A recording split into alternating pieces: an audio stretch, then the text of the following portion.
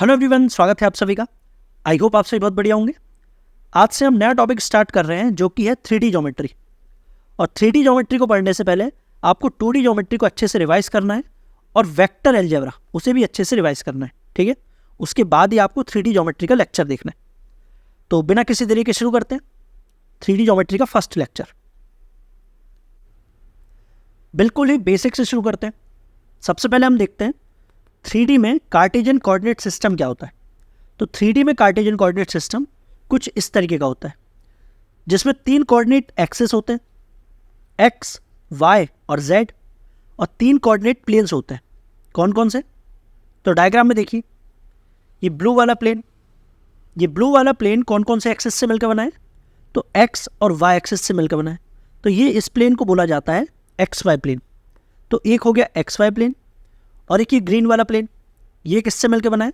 तो ये बना है y और z एक्सिस से मिलकर। तो इस प्लेन को बोला जाता है yz प्लेन। तो ग्रीन वाला प्लेन है yz प्लेन, और एक है ये ऑरेंज वाला प्लेन जो कि मिलकर बना है x और z एक्सिस से। तो इसे बोला जाता है xz प्लेन, ठीक। तो 3 कोऑर्डिनेट एक्सिस और 3 कोऑर्डिनेट प्लेन्स और 8 ऑक्टेन्स होते हैं। अभी तक हम 4 क्वाड्रेंट्स पढ़ते थे, लेकिन इसमें देखिए 3D में ऊपर 4 नीचे 4, तो टोटल 8 ऑक्टेन्स, ठीक है। अब 3D में डिस्टेंस फॉर्मूला कैसे लगेगा? तो आपको ऐसे सोचना है कि एक फैमिली मेंबर बढ़ गया। अभी तक हम 2D में कैसे लगाते थे? रूट के अंदर x1 माइनस x2 का whole square plus y1 minus y2 का होल स्क्वायर, बस यहाँ पर एक मेंबर और बढ़ गया z1 माइनस z2 का होल स्क्वायर, क्योंकि यहाँ पर पॉइंट क्या है? यहाँ पर पॉइंट है x1 y1 z1 x2 y2 z2। Clear? 2D की तरह ही है। ऐसी सेक्शन फॉर्मूला में भी होगा। सेक्शन फॉर्मूला क्या था? यदि एक लाइन सेगमेंट किसी पॉइंट द्वारा m/n में डिवाइड होती है, और लाइन के जो पॉइंट्स हैं इनके कोऑर्डिनेट्स हैं x1 y1 और x2 y2। तो फॉर्मूला क्या था 2D में? m x2 plus n x1 upon m plus n। यह आ गया x कोऑर्डिनेट। y कोऑर्डिनेट कैसे आते थे? m y2 plus n y1 upon m plus n। लेकिन यहाँ पर z1 और z2 भी है, तो एक फैमिली मेंबर और बढ़ गया। तो क्या आ जाएगा? m z2 plus n z1 upon m plus n। तो ये कौन सा फॉर्मूला हो गया? जब ये पॉइंट इंटरनली डिवाइड कर रहा है इस लाइन सेगमेंट को m/n में, लेकिन यदि कोई पॉइंट लाइन सेगमेंट को एक्सटर्नल डिवाइड करे तब फॉर्मूला क्या था? तो फॉर्मूला था ये। लेकिन मैंने आपको बताया था कि एक्सटर्नल डिवाइड करे तो आपको अलग से फॉर्मूला याद करने की जरूरत नहीं है। बस जो रेशो दिया हुआ है उसमें से किसी एक रेशो में नेगेटिव लगा लो और वही फॉर्मूला लगा दो इंटरनली वाला। समझ आ गया? और हमने फॉर्मूला m1 और m2 के रूप में याद किया था। तो आपको जैसे चाहे वैसे याद रखना चाहो वैसे रख सकते हो, ठीक है। ऐसे मिड पॉइंट का फॉर्मूला अभी तक हमने सिर्फ यहाँ तक पढ़ा था, लेकिन यहाँ पर एक मेंबर और बढ़ गया, तो एक वाला बढ़ जाएगा, तो मिड पॉइंट का फॉर्मूला ये हो जाएगा, ठीक है। इसी तरह सेंट्रोइड का फॉर्मूला क्या होगा? जैसे मान लीजिए ये कोऑर्डिनेट्स है x1 y1 z1, और ये कोऑर्डिनेट है x2 y2 z2, और ये कोऑर्डिनेट्स है x3 y3 z3। हमें निकालना है सेंट्रोइड के कोऑर्डिनेट्स। तो सेंट्रोइड के कोऑर्डिनेट्स होते हैं x1 plus x2 plus x3 by 3, y1 plus y2 plus y3 by 3, z1 plus z2 plus z3 by 3। इसके कोऑर्डिनेट्स निकालना है। हालांकि आपको फॉर्मूला नहीं भी पता तो भी आप ड्राइव कैसे कर सकते हो? हमें पता है कि सेंट्रोइड मीडियन से मिलकर बना हुआ है, मीडियंस का जो इंटरसेक्टिंग पॉइंट है, और ये मीडियन है, मतलब ये मिड पॉइंट होगा। तो मिड पॉइंट के कोऑर्डिनेट्स क्या होंगे? तो इसके कोऑर्डिनेट्स बताइए। तो वो होंगे x2 plus x3 by 2, y2 plus y3 by 2, z2 plus z3 by 2। तो ये कोऑर्डिनेट्स होगा ये वाले मिड पॉइंट। हमें ये भी पता है कि जो सेंट्रोइड होता है वो इस मीडियन को 2:1 में डिवाइड करता है। तो 2:1 में डिवाइड करता है तो बस सेक्शन फॉर्मूला लगाओ। तो सेक्शन फॉर्मूला लगाएंगे तो इसके कोऑर्डिनेट्स हो जाएंगे। तो लगाइए। तो 2 into x2 plus x3 by 2 plus 1 into x1 upon 2 plus 1। तो ये आ गया x कोऑर्डिनेट। क्या आ जाएगा? X coordinate x1 plus x2 plus x3 by 3। तो इसी तरीके से y कोऑर्डिनेट भी आ जाएगा, z कोऑर्डिनेट भी आ जाएगा। समझ आ गया? हालांकि फॉर्मूला आसान है, लेकिन ये मैंने आपको बता दिया कि हाँ ऐसे भी निकाल सकते हैं, क्योंकि ये मीडियन है, मतलब ये मिड पॉइंट है, और मीडियन इस लाइन को 2:1 में डिवाइड करता है। ठीक है, तो सेंटर कोऑर्डिनेट्स ये रहेंगे। अब हम देखेंगे distance of a point from coordinate planes. मतलब एक पॉइंट दिया हुआ है 3D में, इस पॉइंट का डिस्टेंस हमें निकालना है XY प्लेन से, YZ प्लेन से और ZX प्लेन से। तो पहले तो इस पॉइंट तक आने के लिए हमें कितना डिस्टेंस ट्रेवल करना पड़ेगा, पहले ये निकालो। हमें पॉइंट P तक आना है जिसके कोऑर्डिनेट्स हैं XYZ। मतलब हमें X डायरेक्शन में कितना चलना है, वो चलना है X डायरेक्शन में X यूनिट चलना है, Y डायरेक्शन में कितना डिस्टेंस चलना है Y, और Z डायरेक्शन में Z। तो हम आ जाएंगे पॉइंट P पर। अब हमें पॉइंट P का डिस्टेंस निकालना है XY प्लेन से। तो XY प्लेन कहाँ पर होगा, ये प्लेन है XY प्लेन, ये पीछे है ना जो।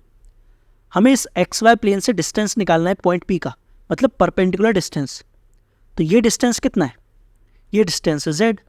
तो हम Z नहीं बोलेंगे, हम बोलेंगे मॉड Z, क्योंकि Z तो नेगेटिव भी हो सकता है ना, कोऑर्डिनेट्स तो नेगेटिव भी हो सकते हैं, लेकिन डिस्टेंस पॉजिटिव होता है। तो ये आ गया मॉड Z। इसी तरह पॉइंट P का डिस्टेंस निकालना है YZ प्लेन से, और विजुलाइज करूँ YZ प्लेन कहाँ पर होगा, ये है YZ प्लेन। अब इस प्लेन का डिस्टेंस निकालना है इस पॉइंट से। तो ये परपेंडिकुलर डिस्टेंस कितना होगा, ये उतना ही है जितना ये है ना, पैरेलल है ना। तो ये कितना है x, तो ये भी x है, तो हम लिखेंगे मॉड x। इसी तरह इस पॉइंट P का हमें डिस्टेंस निकालना है XZ प्लेन से। तो XZ प्लेन है ये। अब इस प्लेन से हमें डिस्टेंस निकालना है इस पॉइंट का, तो परपेंडिकुलर डिस्टेंस कितना आएगा, जितना ये डिस्टेंस है y, तो ये आ गया मॉड y। समझ आ गया? जैसे यदि हम आपको पॉइंट दिया हुआ है पॉइंट P जिसके कोऑर्डिनेट्स हैं -2, 3, -5। हमें इस पॉइंट P का डिस्टेंस निकालना है XY प्लेन से, YZ प्लेन से और ZX प्लेन से। तो हर बार तो डायग्राम बनाएंगे नहीं, तो याद कैसे करना है, आप समझ गए होंगे कि जब भी XY प्लेन से निकालते हैं तो आता है मॉड Z, YZ से निकालते हैं तो आता है मॉड X, XZ से निकाल रहे हैं तो आएगा मॉड Y। तो इसमें देखा, बताइए XY प्लेन से डिस्टेंस निकालना है इस पॉइंट P का, तो क्या आएगा मॉड Z। मॉड Z मतलब मॉड -5, तो फाइनल आंसर आएगा हमारा 5। इसी तरह YZ प्लेन से निकालो, YZ प्लेन से कितना आएगा मॉड X मतलब 2, और ZX प्लेन से डिस्टेंस मॉड Y मतलब 3। समझ आ गया?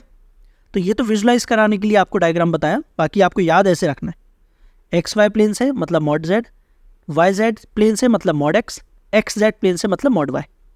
क्लियर? इसी तरह यदि हमें इस पॉइंट P का डिस्टेंस निकालना है कोऑर्डिनेट एक्सिस से, तो कैसे निकालेंगे?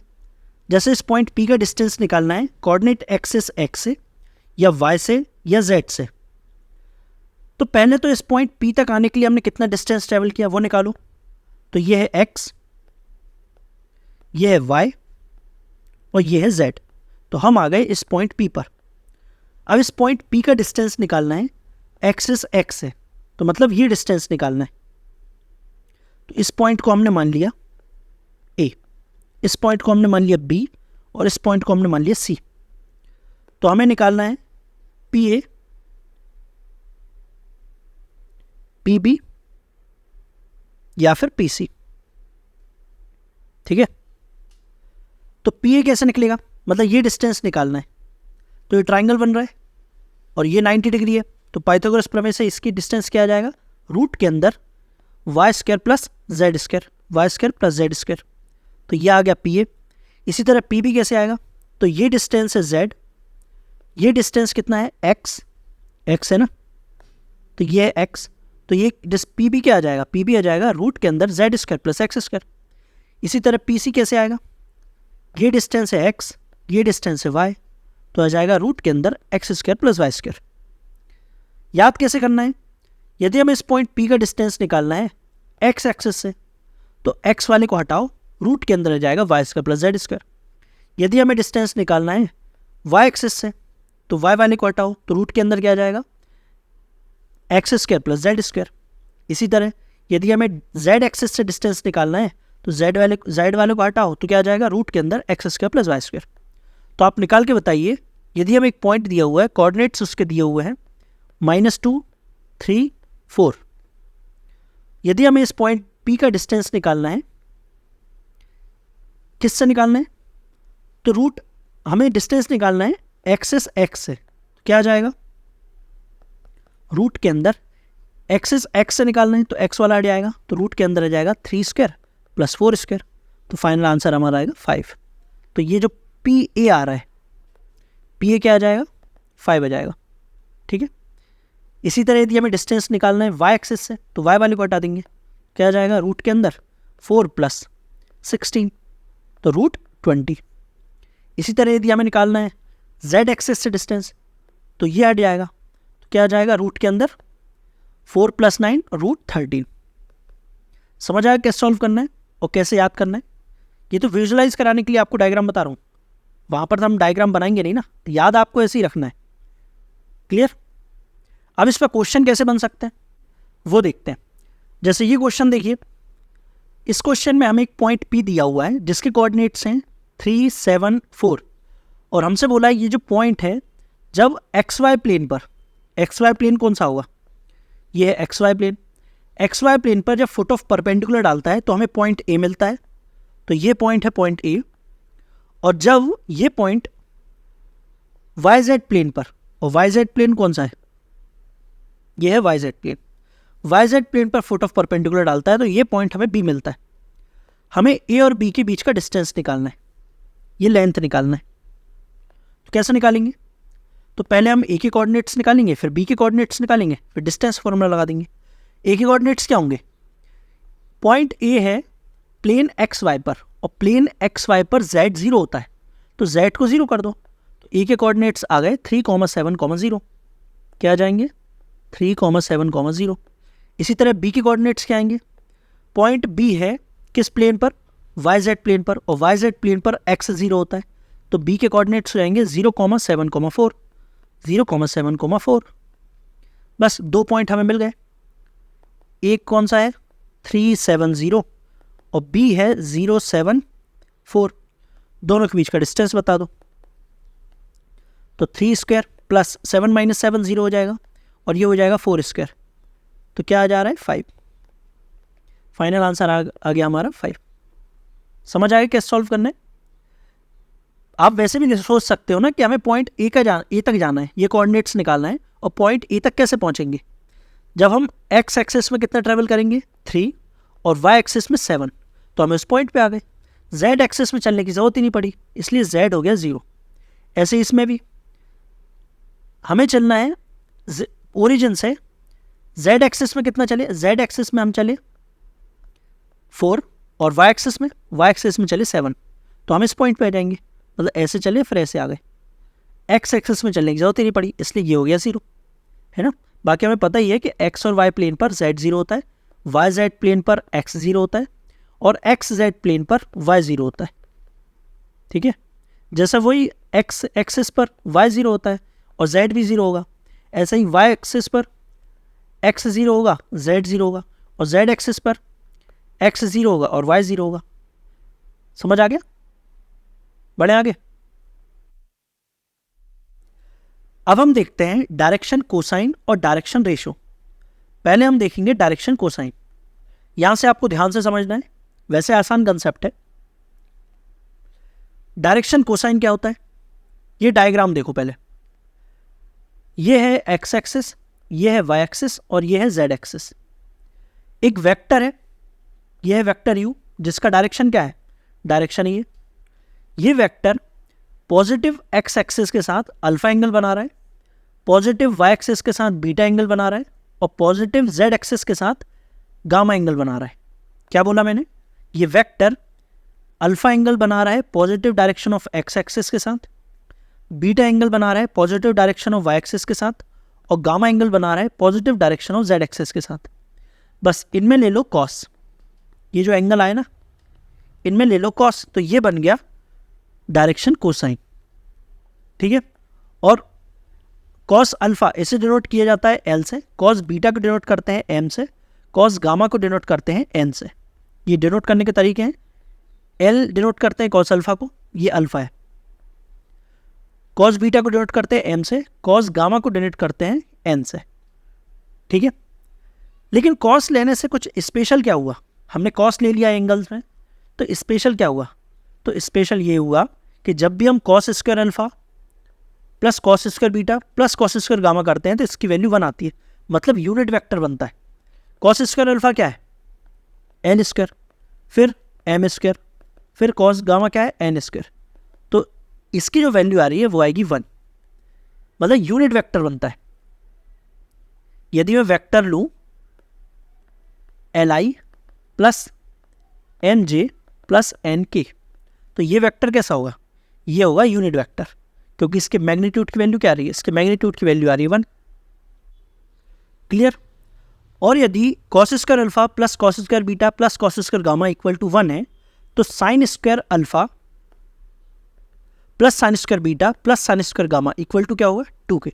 ये कैसे आया, तो इसी को हम क्या लिख सकते हैं, इसे हम लिख सकते हैं 1 minus sine square alpha plus 1 minus sine square beta plus 1 minus sine square gamma equal to 1। तो एक 1 से एक 1 गया, तो क्या आ गया, sine square alpha plus sine square beta plus sine square gamma equal to 2, ठीक है। तो दोनों आपको रिजल्ट याद रखना है, cos square alpha plus cos square beta plus cos square gamma equal to 1 होता है, sine square alpha plus sine square beta plus sine square gamma equal to 2 होता है। ये कब होता है, जब एक वेक्टर पॉजिटिव एक्स एक्सिस के साथ अल्फा एंगल बनाता है, पॉजिटिव वाई एक्सिस के साथ बीटा एंगल बनाता है, पॉजिटिव जेड एक्सिस के साथ गामा एंगल बनाता है, ठीक है। अब यहां पर क्या लिखा हुआ है, अभी तक हमने देखा था कि जो वेक्टर है, एक वेक्टर है जो कि पॉजिटिव एक्स एक्सिस के साथ अल्फा एंगल बना रहा है, पॉजिटिव वाई एक्सिस के साथ बीटा एंगल बना रहा है, पॉजिटिव जेड एक्सिस के साथ गामा एंगल बना रहा है। लेकिन हमने वेक्टर के उसमें देखा था, लेकिन यदि कोई लाइन हो, तो एक लाइन है, तब हमें डायरेक्शन कोसाइन निकालना है, तो क्या आएंगे। अब वेक्टर का डायरेक्शन तो ये एक ही हो सकता है, या तो ये डायरेक्शन होगा या फिर ये डायरेक्शन होगा, लेकिन लाइन का डायरेक्शन तो दोनों होता है। यदि ये लाइन है तो वो तो इस साइड भी एक्सपेंड करती है, इस साइड भी, मतलब डायरेक्शन दोनों साइड है। तो जो उसका डायरेक्शन कोसाइन होगा वो cos alpha, cos beta, cos gamma भी हो सकता है, और minus cos alpha, minus cos beta, minus cos gamma भी हो सकता है, दोनों में से कुछ भी ले सकते हो। तो यहाँ पर यही लिखा हुआ है कि यदि डायरेक्शन कोसाइन हमें लाइन के उससे निकालना है तो क्या आएगा, cos alpha cos beta cos gamma, या फिर minus cos alpha minus cos beta minus cos gamma, दोनों में से कुछ भी ले सकते हो, क्लियर। यहां पर हमने क्या देखा था, वेक्टर के उसमें देखा था, और लाइन के रिस्पेक्ट में डायरेक्शन कोसाइन लेंगे तो इनमें से कुछ भी ले सकते हैं, ठीक है। और कॉस अल्फा को किससे डिनोट करते हैं, एन से, कॉस बीटा को एम से, कॉस गामा को एन से, तो इसे ऐसे भी डिनोट कर सकते हैं। लाइन के रिस्पेक्ट में है तो आगे लगा दो प्लस माइनस, क्लियर। अब यहां पर क्या लिखा हुआ है, अब जो एक्स एक्सिस है ये भी तो लाइन है ना, देखिए ये एक्स एक्सिस, ये है वाई एक्सिस और ये है जेड एक्सिस, तो एक्स एक्सिस ये भी एक लाइन है, तो इस लाइन के रिस्पेक्ट में डायरेक्शन कोसाइन क्या आएगा, ये है वाई एक्सिस, ये है जेड एक्सिस। तो बताइए ये लाइन एक्स एक्सिस के साथ कितना एंगल बना रही है, तो अल्फा इक्वल टू आएगा 0, और बीटा इक्वल टू क्या आएगा, मतलब एक्स एक्सिस ये जो लाइन है ये वाई एक्सिस के साथ कितना एंगल बन रहा है, 90 डिग्री, तो बीटा इक्वल टू आ गया 90 और गामा इक्वल टू आ जाएगा 90। तो अल्फा बीटा गामा आ गए, तो डायरेक्शन कोसाइन क्या आएंगे, cos alpha cos beta cos gamma. Cos 0 क्या होगा, कॉस 0 होगा 0, कॉस 0 होगा 1, सॉरी कॉस 0 होगा 1, कॉस 90 0, कॉस 90 0। तो डायरेक्शन कोसाइन आ गया लाइन एक्स के रिस्पेक्ट में, लेकिन हम लाइन की बात कर रहे हैं तो आगे लगा दो प्लस माइनस, तो क्या क्या आएगा 1 0 0 या फिर माइनस 1 0 0, क्योंकि ये लाइन ये भी है, ठीक है। तो लाइन के रिस्पेक्ट में जब भी लेते हैं डायरेक्शन कोसाइन को तो प्लस वाला भी लेते हैं और माइनस वाला भी, मतलब दोनों में से कुछ भी ले सकते हैं, ठीक है। ये हमने देख लिया एक्स एक्सिस में। वाई एक्सिस का लेंगे तो क्या होगा, तो 0 1 0 हो जाएगा, क्योंकि वाई एक्सिस का जो अल्फा एंगल आएगा वो आएगा 90, बीटा एंगल आएगा 0 और गामा एंगल आएगा 90, तो आ जाएगा 0 1 0 या फिर 0 -1 0।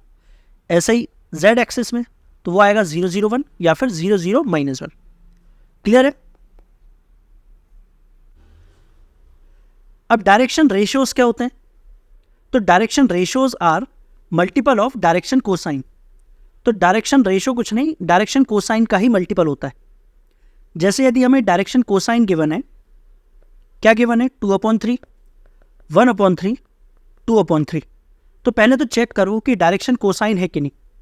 कैसे चेक करेंगे, ये cos alpha, cos beta, cos gamma, या फिर एल एम एन, और मैंने आपको बताया था कि n square plus m square plus n square equal to होता है 1।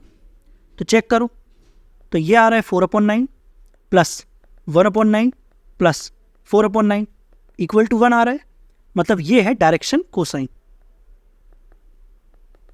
तो ये है डायरेक्शन कोसाइन। हमें निकालना है डायरेक्शन रेशियो, और डायरेक्शन रेशियो क्या होता है, मल्टीपल ऑफ डायरेक्शन कोसाइन। तो हम क्या लिखेंगे, 2/3, 1/3, 2/3 और बाहर लिख देंगे लैम्डा। अब ये लैम्डा की वैल्यू कुछ भी हो सकती है। यदि लैम्डा की वैल्यू 3 होगी तो 3 का मल्टीप्लाई होगा तो क्या आएगा, 2, 1, 2। तो एक डायरेक्शन रेशियो आ जाएगा 2, 1, 2। यदि लैम्डा की वैल्यू -3 होगी तो डायरेक्शन रेशियो आ जाएगा -2, -1, -2। यदि लैम्डा की वैल्यू 6 होगी तो डायरेक्शन रेशियो क्या आ जाएगा, 4, 2, 4। तो लैम्डा की वैल्यू कुछ भी हो सकती है। तो टोटल कितने डायरेक्शन रेशियो बन सकते हैं, तो टोटल बन सकते हैं इनफाइनाइट, है ना। और यदि डायरेक्शन रेशियो में यदि हम आई जे के लगा दें, जैसे यहाँ पर हम लिख दें -2i cap -j cap -2k cap, तो ये क्या बन गया, तो ये बन गया डायरेक्शन वेक्टर। क्या बन गया, डायरेक्शन वेक्टर। समझ आ गया? तो आपको याद कैसे करना है कि जो डायरेक्शन कोसाइन होता है उसमें यदि आई जे के लगा देते हैं तो वो क्या बन जाता है, तो वो तो होता है यूनिट वेक्टर, क्योंकि इसका मैग्नीट्यूड 1 होता है ना। हमने देखा है मैग्नीट्यूड 1 होता है, L² + M² + N² equal to क्या होता है 1। मतलब यदि हम इसमें आई जे के लगाएंगे तो ये हो जाएगा यूनिट वेक्टर। यूनिट वेक्टर हो जाता है। और डायरेक्शन रेशियो जो होता है वो डायरेक्शन कोसाइन का ही मल्टीपल होता है। और डायरेक्शन रेशियो में यदि हम आई जे के लगा दें तो वो बन जाता है डायरेक्शन वेक्टर। तो ये समझ आ रहा है डायरेक्शन वेक्टर क्या होता है, डायरेक्शन रेशियो क्या होता है, डायरेक्शन कोसाइन क्या होता है। इन तीनों में से यदि हमें कुछ एक भी दिया हो, जैसे यदि हमें डायरेक्शन रेशियो दिया है तो हम डायरेक्शन कोसाइन भी निकाल सकते हैं और डायरेक्शन वेक्टर भी निकाल सकते हैं। जैसे यदि हमें ये दिया हुआ है डायरेक्शन रेशियो, हमें दिया है डायरेक्शन रेशियो 4, 2, 4। अब इससे डायरेक्शन वेक्टर कैसे निकालेंगे, कुछ नहीं, आई जे के लगा दो तो ये आ गया डायरेक्शन वेक्टर। डायरेक्शन कोसाइन कैसे निकालेंगे, तो डायरेक्शन कोसाइन क्या है, यूनिट वेक्टर। और यूनिट वेक्टर कैसे निकलता है, किसी वेक्टर को डिवाइड करते हैं उसी के मैग्नीट्यूड से, है ना। तो बस इसी को हम डिवाइड कर देंगे इसके मैग्नीट्यूड से। तो इसका मैग्नीट्यूड क्या आ रहा है, 16 + 4 + 16, तो ये आ रहा है √36 मतलब 6। तो इसे हम डिवाइड कर देंगे तीनों को 6 से, क्या आ जाएगा, तो 2/3, 1/3 और 2/3। बस आगे लगा देना प्लस माइनस, क्योंकि बात होगी लाइन की। जब लाइन के केस में हम डायरेक्शन कोसाइन निकालते हैं तो प्लस माइनस दोनों लेते हैं। मैंने आपको बताया था ना, डायरेक्शन कोसाइन लाइन के केस में या तो L M N होगा या फिर -L -M -N होगा। Cos theta, cos alpha, cos beta, cos gamma होगा, या फिर -cos alpha -cos beta -cos gamma होगा, है ना। इसलिए लगा देना शुरू में प्लस माइनस। तो इन तीनों में से हमें कुछ एक भी गिवन होगा तो हम तीनों निकाल सकते हैं। डायरेक्शन वेक्टर दिया होगा तो तीनों निकाल देंगे, डायरेक्शन रेशियो भी निकाल सकते हैं, डायरेक्शन कोसाइन भी निकाल सकते हैं। डायरेक्शन कोसाइन दिया है तो डायरेक्शन वेक्टर भी निकाल सकते हैं। लेकिन डायरेक्शन कोसाइन तो 2 ही निकल रहे हैं प्लस माइनस, लेकिन डायरेक्शन रेशियो कितने निकल रहे हैं, इनफाइनाइट। तो ये भी आपको पता होना चाहिए कि डायरेक्शन कोसाइन किसी भी लाइन के, डायरेक्शन रेशियो किसी भी लाइन के होते हैं इनफाइनाइट, और डायरेक्शन कोसाइन होते हैं केवल 2। ये बातें ध्यान रहेंगी। यहाँ पर यही लिखा हुआ है कि डायरेक्शन रेशियो जो होता है किसी भी लाइन का वो यूनिक नहीं होता, नॉट यूनिक, इनफाइनाइट हो सकता है नंबर में, ठीक है ना। लेकिन जो डायरेक्शन कोसाइन होता है वो ओनली 2 होते हैं। डायरेक्शन कोसाइन कौन कौन सा होगा, एल एम एन या फिर minus n minus m minus n. तो यहाँ पर यही लिखा हुआ है, ये हमने यहाँ पर देख लिया है। कोई दूसरा एग्जाम्पल भी ले सकते हो, जैसे हमें डायरेक्शन रेशो, जैसे मैं एग्जाम्पल लेता हूँ डायरेक्शन रेशो का। हमें दिया हुआ है 1:1, ये हमें दिया हुआ है डायरेक्शन रेशो। हमें बताना है डायरेक्शन कोसाइन, कैसे निकालेंगे, इसे डिवाइड कर देंगे इसी के मैग्नीट्यूड से। इसका मैग्नीट्यूड क्या आएगा, तो 1 + 4 + 1, तो ये आ रहा है √6, √6 आ रहा है। तो डायरेक्शन कोसाइन आ जाएगा 1/√6, 2/√6, 1/√6। आप चेक भी कर सकते हो, तीनों को स्क्वायर करके ऐड करो, 1 आ रहा है। यह आएगा 1/6 + 4/6 + 1/6, 1 आ रहा है, मतलब ये डायरेक्शन कोसाइन है। तो डायरेक्शन रेशियो से हमने निकाल दिया डायरेक्शन कोसाइन। इसी में लगा दो IJK, तो क्या बन जाएगा, तो ये बन जाएगा डायरेक्शन वेक्टर। ठीक है, समझ आ गया। और फर्स्ट जो इंपॉर्टेंट रिजल्ट है ये भी समझ आ गया होगा कि डायरेक्शन रेशियो इनफाइनाइट हो सकते हैं, डायरेक्शन कोसाइन सिर्फ 2 होते हैं। यहाँ पर लगा लो प्लस माइनस, लाइन के केस की बात हो रही है। ठीक है, सेकंड देखो, यदि हमें डायरेक्शन रेशियो गिवन है, डायरेक्शन वेक्टर कैसे निकालते हैं, IJK लगाकर, यहां पर यही लिखा हुआ है। ठीक है, अब थर्ड में क्या लिखा हुआ है, थर्ड में लिखा हुआ है कि यदि हमें किसी लाइन पर 2 पॉइंट गिवन है, एक पॉइंट A है एक पॉइंट B है, A के coordinates x1 y1 z1, B के कोऑर्डिनेट्स x2 y2 z2। तो क्या आप मुझे कोई भी एक डायरेक्शन वेक्टर बता सकते हो जो कि इस लाइन की डायरेक्शन में हो। अब लाइन की डायरेक्शन तो ये भी है और ये भी है, हमें कोई एक डायरेक्शन वेक्टर बताना है, तो हम ले लेते हैं AB डायरेक्शन वेक्टर। तो AB डायरेक्शन वेक्टर कैसे आएगा, position vector of B minus position vector of A, क्या आ जाएगा,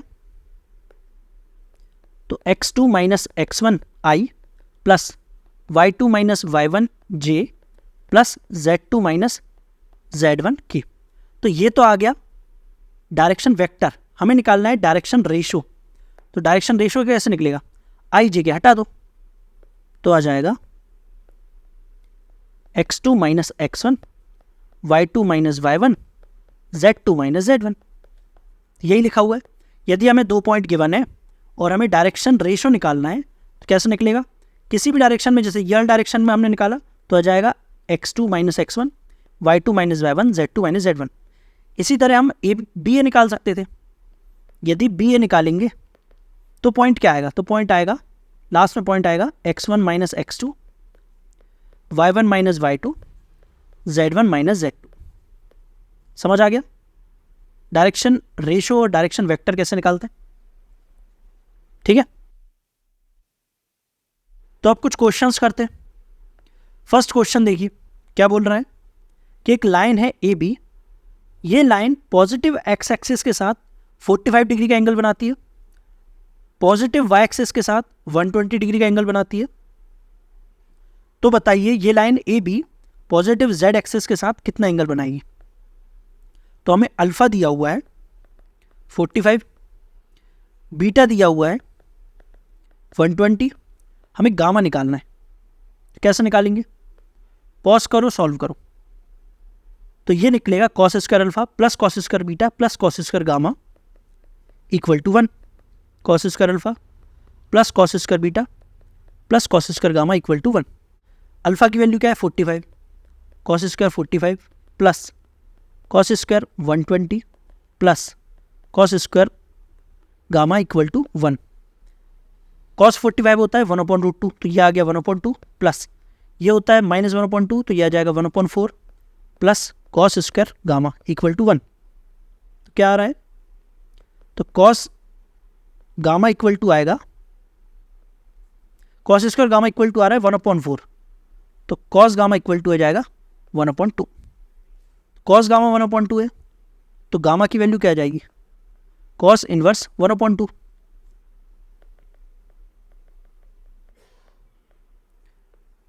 गामा इक्वल टू आएगा कॉस इनवर्स 1/2। तो कौन सा एंगल है?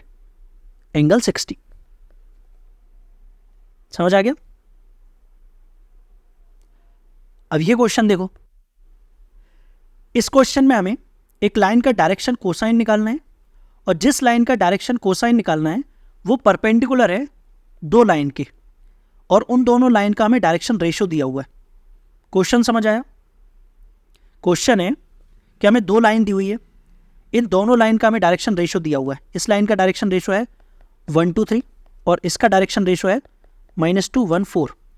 हमें उस लाइन का डायरेक्शन कोसाइन निकालना है जो कि इन दोनों लाइन के परपेंडिकुलर है। तो कुछ याद आ रहा है? क्रॉस प्रोडक्ट को याद करो। क्रॉस प्रोडक्ट में क्या था? जब दो वेक्टर का क्रॉस प्रोडक्ट करते हैं तो तीसरा वेक्टर जो ए क्रॉस बी आता है वो परपेंडिकुलर होता है वेक्टर ए के और परपेंडिकुलर होता है वेक्टर बी के, है ना? तो मतलब हमें क्रॉस प्रोडक्ट करना है ताकि हम इस लाइन का निकाल सके डायरेक्शन कोसाइन। तो क्रॉस प्रोडक्ट किसका करते हैं? वेक्टर का करते हैं। तो पहले तो जो डायरेक्शन रेशियो दिया हुआ है उनसे डायरेक्शन वेक्टर निकालो, और डायरेक्शन रेशियो से डायरेक्शन वेक्टर कैसे निकालते हैं? आई जे के लगाकर। तो आई जे के लगा दो तो क्या जाएगा? आई 2j और 3k। तो ये आ गया इस लाइन का डायरेक्शन वेक्टर, और इस लाइन का डायरेक्शन वेक्टर होगा -2i j और 4k। इन दोनों का कर दो आप क्रॉस प्रोडक्ट। तो क्रॉस प्रोडक्ट करेंगे तो i j k 1 2 3 -2 1 4। तो क्या आएगा?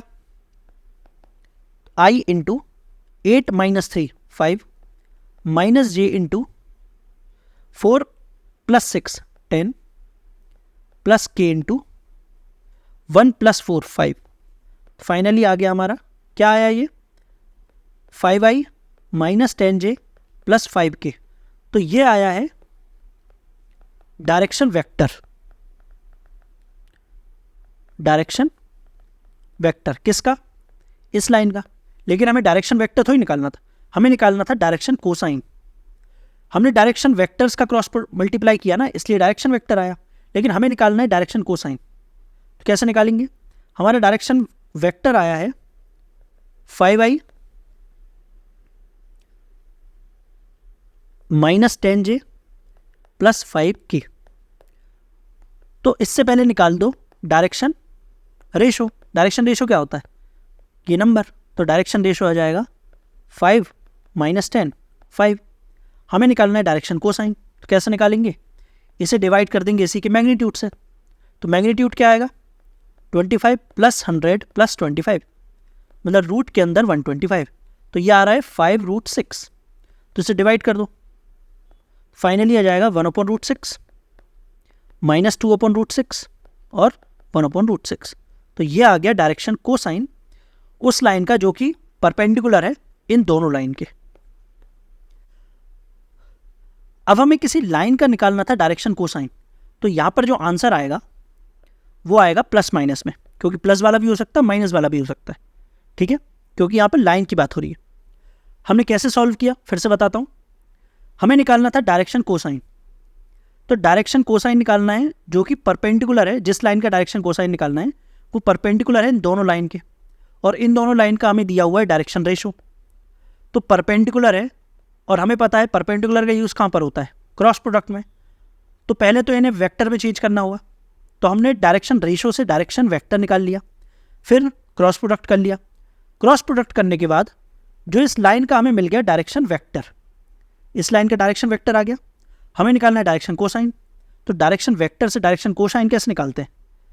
पहले डायरेक्शन रेशो निकाला, फिर उसे डिवाइड कर दिया उसके मैग्नीट्यूड से।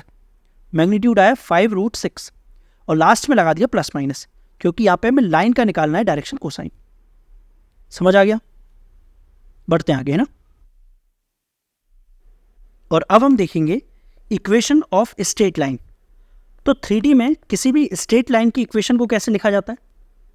2D में तो हमने देखा था कि यदि एक स्ट्रेट लाइन है, इस स्ट्रेट लाइन की हमें इक्वेशन लिखना है तो दो चीज़ों की ज़रूरत होगी। पहला, उस लाइन पर स्थित हमें पॉइंट मिल जाए, दूसरा उस लाइन का स्लोप मिल जाए। लेकिन 3D में तो स्लोप होता नहीं है, तो 3D में लाइन की इक्वेशन को कैसे लिखेंगे? तो 3D में भी लाइन की इक्वेशन को लिखने के लिए दो चीज़ों की जरूरत होगी, पहला पॉइंट, दूसरा डायरेक्शन। समझ आया? 3D में किसी भी लाइन की इक्वेशन को लिखने के लिए दो चीज़ों की जरूरत होगी, पहला पॉइंट जो कि उस लाइन पर लाई करना चाहिए, और डायरेक्शन कि उस लाइन का डायरेक्शन क्या होगा। ये भी डायरेक्शन हो सकता है और ये भी डायरेक्शन हो सकता है, कोई भी एक डायरेक्शन हमें गिवन होगा, ठीक है, और हमें लाइन की इक्वेशन लिखनी होगी। अब लाइन की इक्वेशन को लिखने के भी दो तरीके होते हैं, दो फॉर्म होते हैं, पहला वेक्टर फॉर्म, दूसरा कार्टेशियन फॉर्म। पहले हम देखते हैं वेक्टर फॉर्म। अब वेक्टर फॉर्म में हमें लाइन की इक्वेशन लिखना है तो हमें क्या गिवन होगा, हमें पॉइंट गिवन होगा। पॉइंट मतलब अब वेक्टर फॉर्म में लिखना है मतलब पॉइंट यानी पोजीशन वेक्टर, और एक डायरेक्शन गिवन होगा। अब वेक्टर फॉर्म में है तो डायरेक्शन मतलब डायरेक्शन वेक्टर। तो हमें वेक्टर फॉर्म में एक पॉइंट मतलब पोजीशन वेक्टर गिवन होगा और डायरेक्शन वेक्टर गिवन होगा। हमें लाइन की इक्वेशन लिखनी होगी।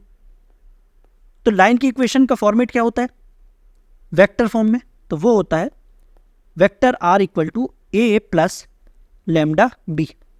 ए क्या है, ए है यहां पर पॉइंट, बी है यहां पर डायरेक्शन। तो आपको कैसे याद रखना है, point plus lambda times direction, point plus lambda times direction, और लैम्डा की वैल्यू कुछ भी हो सकती है, ठीक है ना, एनी रियल नंबर। और आर क्या है, आर यहां पर कोई भी वेरिएबल है जैसे एक्स वाई जेड होता है। तो यदि हमें इस फॉर्मेट के थ्रू इस लाइन की इक्वेशन लिखना है क्या आएगी, हमें पोजीशन वेक्टर दिया हुआ है और डायरेक्शन दी हुई है, तो क्या आएगा, ए मतलब आई प्लस 2j प्लस 3k, तो ये आ गया position vector, plus lambda times direction, direction मतलब डायरेक्शन वेक्टर, तो यहां पर है 2i minus j plus k। तो ये आ गया हमारा इस लाइन की इक्वेशन वेक्टर फॉर्म में। समझ आ गया? तो आपको याद ऐसे रखना है, point plus lambda times direction, point plus lambda times direction. Clear? तो ये हमने देख लिया वेक्टर फॉर्म में। अब हम देखेंगे कार्टेशियन फॉर्म में। तो कार्टेशियन फॉर्म में हमें क्या गिवन होगा, एक पॉइंट गिवन होगा, जैसे यहाँ पर हमें पोजीशन वेक्टर गिवन था, तो यहाँ पर क्या होगा, पॉइंट। सेम क्वेश्चन है, जैसे यहाँ पर देखिए i plus 2j plus 3k, तो क्या आ जाएगा 1 2 3, और यहाँ पर देखिए ये वेक्टर है 2i minus j plus k, मतलब 2 माइनस 1 और 1, तो यहाँ पर देखिए यही है 2 माइनस 1 1 और 1 2 3। तो हमें गिवन है एक पॉइंट और डायरेक्शन रेशो। यहाँ पर क्या गिवन था, डायरेक्शन वेक्टर, तो यहाँ पर हमें गिवन है डायरेक्शन रेशो, और ये एक पॉइंट। अब कार्टेशियन फॉर्म में लाइन की इक्वेशन कैसे लिखेंगे, तो कार्टेशियन फॉर्म में लाइन की इक्वेशन को लिखने का तरीका होता है x minus x1 upon A equal to y minus y1 upon B equal to z minus z1 upon सी।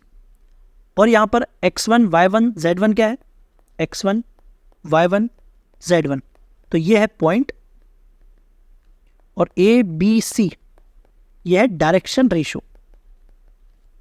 तो इस लाइन की इक्वेशन लिखिए, इस लाइन की इक्वेशन आएगी x minus 1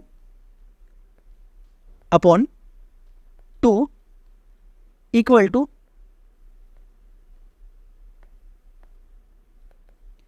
y minus 2 upon minus 1 equal to z minus 3 upon 1।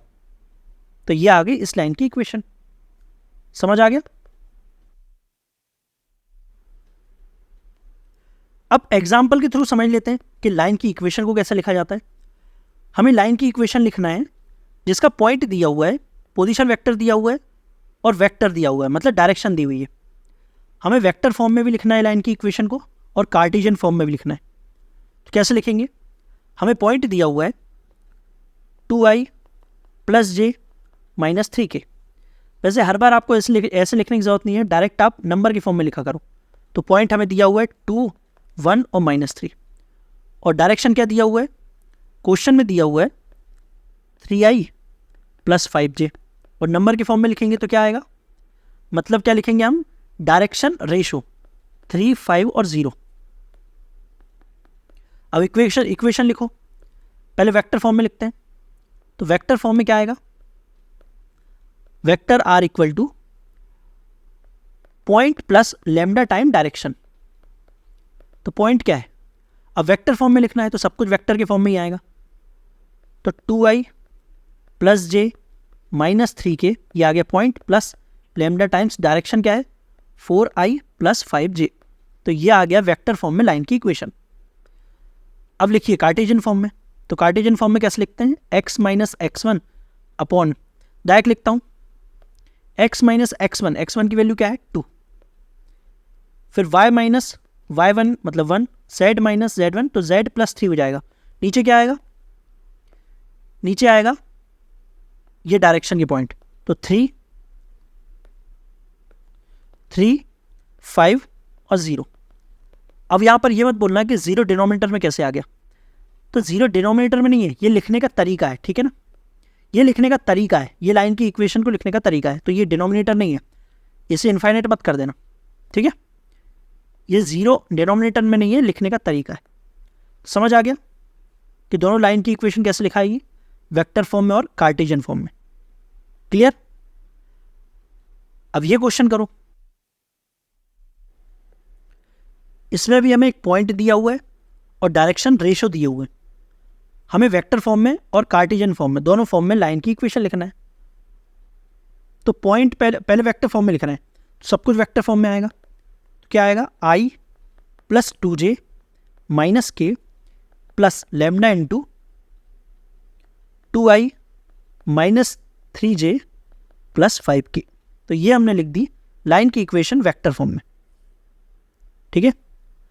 अब Cartesian form में लिखो, तो कार्टेशियन फॉर्म में आएगा x माइनस x1, पॉइंट क्या है ये, तो x minus 1 upon 2 equal to y minus 2 upon minus 3 equal to z plus 1 हो जाएगा अपॉन 5। तो ये हमने लिख दिया लाइन की इक्वेशन कार्टेशियन फॉर्म में। क्लियर।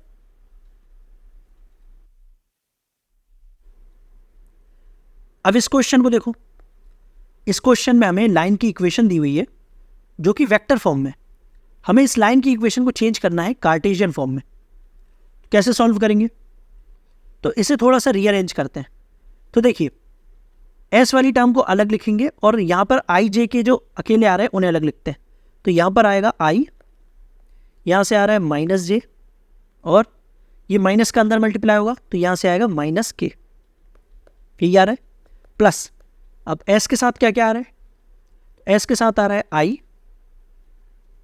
प्लस 2j, और ये अंदर आई नेगेटिव का मल्टीप्लाई होगा तो माइनस 2k।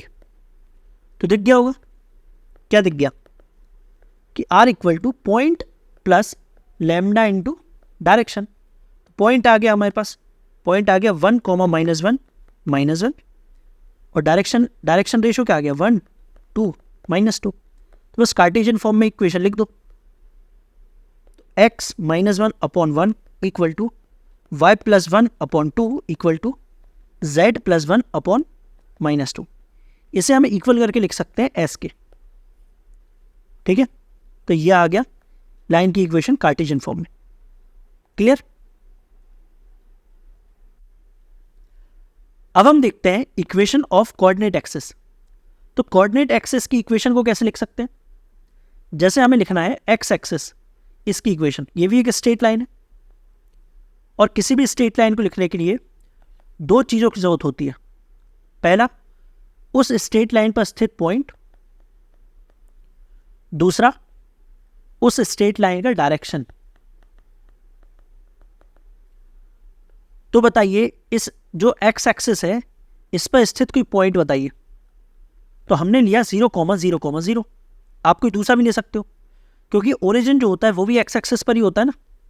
आप यहाँ का एक पॉइंट ले सकते हो या फिर यहाँ का, जैसे ये पॉइंट हमने लिया, क्या ले सकते हैं 7,0,0, और वाई एक्सिस और जेड एक्सिस ये तो हमेशा 0 होगा, क्योंकि एक्स एक्सिस की बात हो रही ना, एक्स एक्सिस पर वाई और जेड ये 0 होते हैं। लेकिन हमने एक पॉइंट ले लिया 0,0,0। अब डायरेक्शन, तो डायरेक्शन के लिए हम ले लेते हैं यूनिट वेक्टर।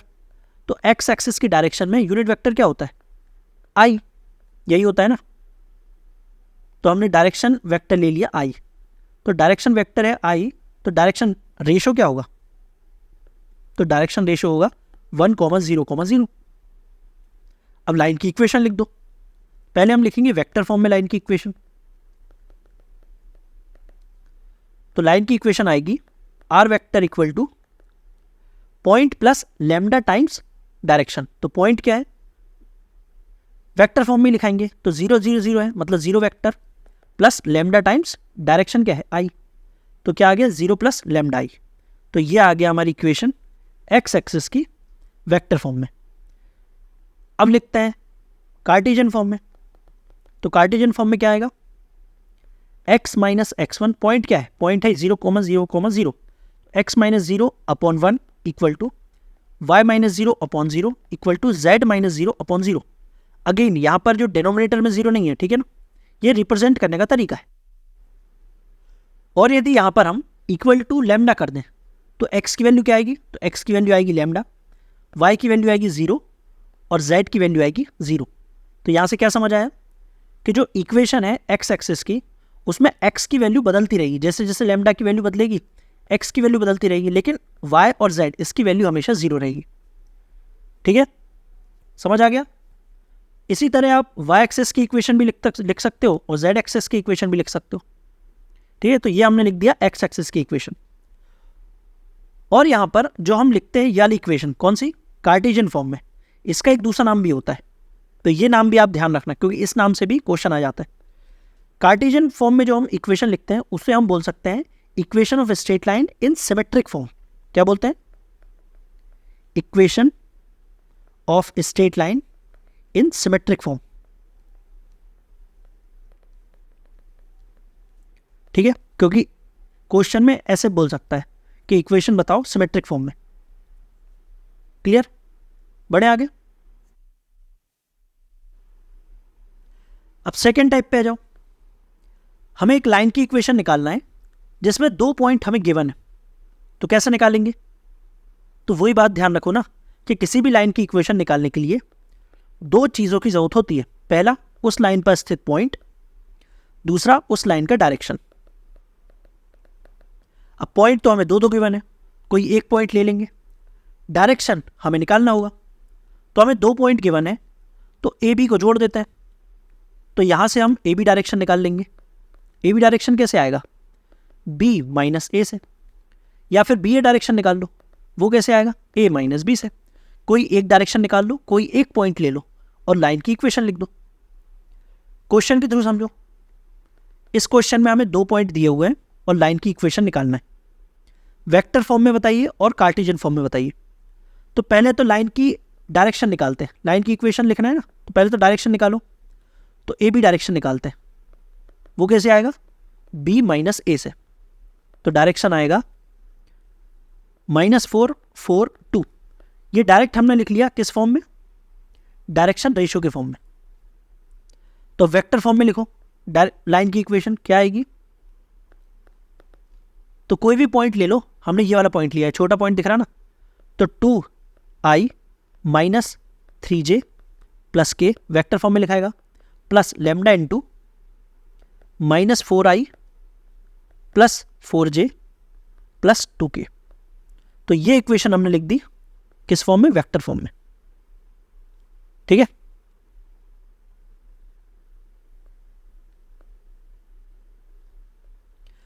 अब कार्टेशियन फॉर्म में लिखो. तो कार्टेशियन फॉर्म में कैसे लिखेंगे, x माइनस पॉइंट क्या है, यही वाला पॉइंट लिया है, x minus 2 upon -4 equal to y plus 3 upon 4 equal to z minus 1 upon 2. तो ये इक्वेशन आ गई कार्टेशियन फॉर्म में. क्लियर, कैसे लिखना है. तो हमें यदि 2 पॉइंट गिवन होंगे तो पहले हम डायरेक्शन निकालेंगे और फिर लाइन की इक्वेशन लिख देंगे. ठीक है, आगे बढ़ते हैं और अब हम देखेंगे एंगल बिटवीन 2 स्ट्रेट लाइन. यदि हमें 2 स्ट्रेट लाइन की इक्वेशन गिवन है और हमें बताना है उन दोनों स्ट्रेट लाइन के बीच का एंगल, तो कैसे बताएंगे. जैसे यहां पर 2 स्ट्रेट लाइन है, एक है ब्लू वाली लाइन L1, जिसकी इक्वेशन हमने मान ली R equal to A1 plus lambda B1. एक रेड वाली लाइन L2, इसकी इक्वेशन क्या होगी? तो इसकी इक्वेशन है A2 प्लस म्यू B2, ठीक है। लैम्डा हमने यहाँ पर लिया इसलिए हमने यहाँ पर म्यू ले लिया क्योंकि ये तो स्केलर क्वांटिटी है। अब हमें इन दोनों लाइंस के बीच का एंगल निकालना है, तो कैसे निकालेंगे? ये B1 और B2 क्या है? तो B1 क्या है? ये ब्लू वाली लाइन का डायरेक्शन वेक्टर, और रेड वाली लाइन का डायरेक्शन वेक्टर क्या है? तो वो है B2। हमें इन दोनों लाइन के बीच का एंगल निकालना है, तो हम क्या करते हैं इन दोनों लाइन के जो डायरेक्शन वेक्टर है ये और ये, इनके बीच का एंगल निकाल लेते हैं, क्योंकि इनके बीच का जो एंगल होगा वही तो लाइन के बीच का एंगल होगा। तो इन दोनों डायरेक्शन वेक्टर जो हैं इनके बीच का एंगल कैसे निकालेंगे? तो इनकी टेल से टेल को मिला दो, तो टेल से टेल मिलाएंगे और फिर कैसे निकालेंगे इनके बीच का एंगल? तो वही कॉस थीटा इक्वल टू क्या होता है? वही डॉट प्रोडक्ट वाला फॉर्मूला। तो vector B1 dot vector B2 upon magnitude of B1 into magnitude of B2, ये फॉर्मूला लगा देंगे और दोनों के बीच का एंगल निकाल लेंगे। क्वेश्चन देख लो, इस क्वेश्चन में हमें दो लाइन की इक्वेशन गिवन है, हमें निकालना है दोनों लाइन के बीच का एंगल। तो ये है B1, ये है B2, तो कॉस थीटा इक्वल टू क्या आएगा?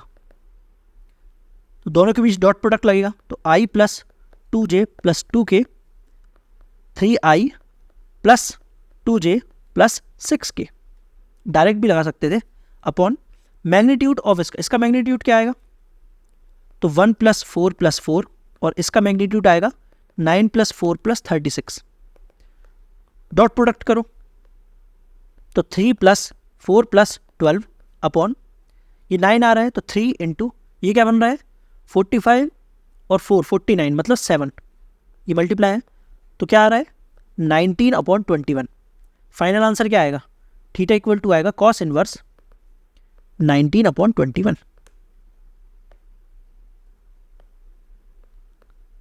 क्लियर? कैसे निकाला? तो B1 और B2 मतलब जो डायरेक्शन वेक्टर है ना, उन दोनों के बीच का एंगल निकाल दिया, क्योंकि डायरेक्शन वेक्टर के बीच का जो एंगल होगा वही दोनों लाइन के बीच का एंगल होगा। समझ आ गया? बढ़े आगे। अब यदि दो लाइन पैरेलल हैं तो क्या होगा? यदि दो लाइन पैरेलल हैं इसका मतलब दोनों का जो डायरेक्शन वेक्टर है, दोनों लाइन का जो डायरेक्शन वेक्टर है वो भी पैरेलल होगा। जैसे इस क्वेश्चन में दो लाइन की इक्वेशन दी हुई थी, यदि ये दोनों लाइन पैरेलल होती तो देखिए इसका डायरेक्शन वेक्टर क्या है? तो इसका डायरेक्शन वेक्टर है 1, 2, 2, तो इस लाइन का भी डायरेक्शन वेक्टर होता 1, 2, 2, या तो ये होता या फिर 2, 4, 4, ये भी हो सकता था। क्या ये दोनों वेक्टर पैरेलल हैं? कैसे पता चलेगा? If they are parallel they are proportional, तो 1/2 इक्वल टू 2/4 इक्वल टू 2/4, तो हाँ प्रोपोर्शनल है। तो इसका मतलब ये दोनों वेक्टर होते पैरेलल, मतलब उनका जो डायरेक्शन वेक्टर होता ना वो पैरेलल होता। तो यदि दो लाइन पैरेलल है मतलब दोनों का जो डायरेक्शन वेक्टर होगा वो भी पैरेलल होगा। और यदि दो लाइन परपेंडिकुलर है तो उन दोनों लाइन का जो डायरेक्शन वेक्टर है वो भी परपेंडिकुलर होगा। तो इसका डायरेक्शन वेक्टर है B1, इसका डायरेक्शन वेक्टर है B2, है ना। तो इन दोनों डायरेक्शन वेक्टर का जो डॉट प्रोडक्ट होगा, यदि दोनों लाइन परपेंडिकुलर हैं तो इन दोनों डायरेक्शन वेक्टर का जो डॉट प्रोडक्ट होगा वो इक्वल टू होगा 0 के, क्योंकि दोनों के बीच का एंगल कितना होगा? 90, ठीक है। cos 90 क्या होता है? 0, तो इनके बीच का जो डॉट प्रोडक्ट होगा वो होगा 0। समझ आ गया? यदि दो लाइन पैरेलल हैं तो दोनों का जो डायरेक्शन वेक्टर होगा वो भी पैरेलल होगा। पैरेलल होगा मतलब उनका जो पॉइंट होंगे, मतलब जो हमने लिखे ना डायरेक्शन रेशो, वो या तो इक्वल होंगे या फिर प्रोपोर्शनल होंगे। और यदि दो लाइन परपेंडिकुलर है तो मतलब उन दोनों लाइन का जो डायरेक्शन वेक्टर है उन दोनों का डॉट प्रोडक्ट इक्वल टू 0 होगा। क्लियर?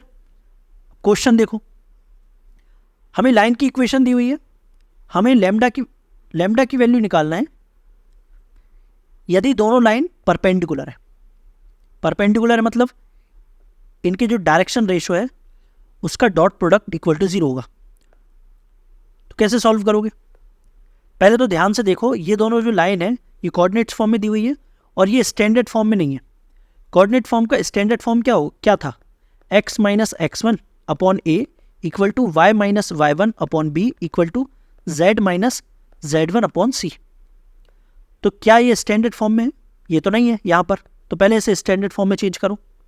तो यह आएगा x minus 5 upon 5 lambda plus 2 equal to, इसमें माइनस कॉमन लेंगे तो क्या आ जाएगा y minus 2 upon minus 5 equal to, यहाँ क्या आएगा z माइनस 1 अपॉन 1। ये चेंज हो गया। अब इसे चेंज करो नीचे वाली लाइन को, तो x अपॉन 1 इक्वल टू, इसे चेंज करना है y माइनस y1 में, तो क्या करते हैं 2 कॉमन ले लेते हैं, तो y plus 1 upon 2 upon 4 lambda, और 2 कॉमन लेंगे तो ये नीचे वाले 2 से कट जाएगा ना, तो नीचे आ जाएगा 2 equal to z minus 1 upon 3। तो ये चेंज हो गया बस, और क्या। इसके जो ये है, ये है डायरेक्शन वेक्टर या फिर डायरेक्शन रेशो, इनके बीच लगा दो डॉट प्रोडक्ट, क्या आएगा डॉट प्रोडक्ट लगाएंगे तो यहां पर आएगा 5 lambda plus 2 minus 5 into 2 lambda plus 3 equal to 0। तो 5 lambda plus 2 minus 10 lambda plus 3 equal to 0। तो यहां से लेमडा की वैल्यू क्या आ रही है, लेमडा की वैल्यू आ रही है 1। समझ आ गया। पहले इक्वेशन को चेंज करो स्टैंडर्ड फॉर्म में, और एबीसी यहां पर है ये, क्योंकि एबीसी था ना डायरेक्शन रेशो, तो उन दोनों डायरेक्शन रेशो का हमने डॉट प्रोडक्ट ले लिया, और डॉट प्रोडक्ट आना चाहिए 0 के इक्वल, क्योंकि ये परपेंडिकुलर है दोनों लाइन। तो यहां से लेमडा की वैल्यू आ गई। समझ आ गया।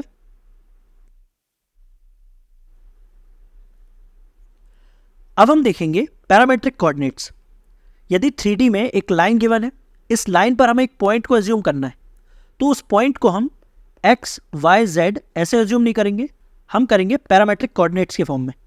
अब ये पैरामेट्रिक कोऑर्डिनेट्स कैसे निकालते हैं वो देखते हैं। अब लाइन की इक्वेशन 2 तरीके से गिवन होगी, पहली कार्टेशियन फॉर्म में, दूसरी वेक्टर फॉर्म में। यदि कार्टेशियन फॉर्म में लाइन की इक्वेशन गिवन है तो उसकी इक्वल कर दो लेमडा, लेमडा की इक्वल किया। अब यहां से x, y, z तीनों की वैल्यू निकाल लो। तो पैरामेट्रिक कोऑर्डिनेट्स क्या आएंगे, तो पैरामेट्रिक कोऑर्डिनेट्स आएंगे 3 लेमडा माइनस 3, 5 लेमडा प्लस 1 और 4 लेमडा माइनस 3।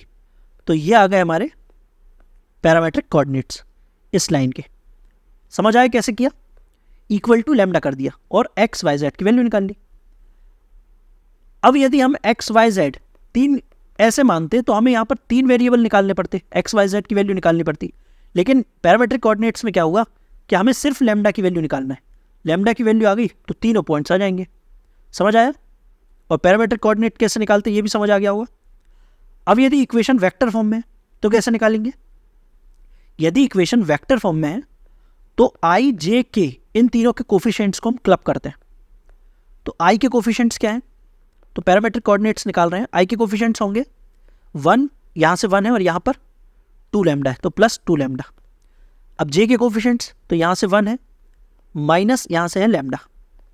k के कोफिशिएंट्स, यहाँ तो k का कोफिशिएंट है ही नहीं, यहाँ पर है तो आएगा लेमडा। तो ये आ गए पैरामेट्रिक कोऑर्डिनेट्स वेक्टर फॉर्म वाली इक्वेशन के। समझ आ गया, दोनों आसान है। यदि इस फॉर्म में दिया है तो इक्वल टू लेमडा करेंगे और x, y, z की वैल्यू निकाल लेंगे। यदि वेक्टर फॉर्म में दिया है तो i, j, k तीनों के कोफिशिएंट्स को क्लब कर देंगे। समझ आ गया।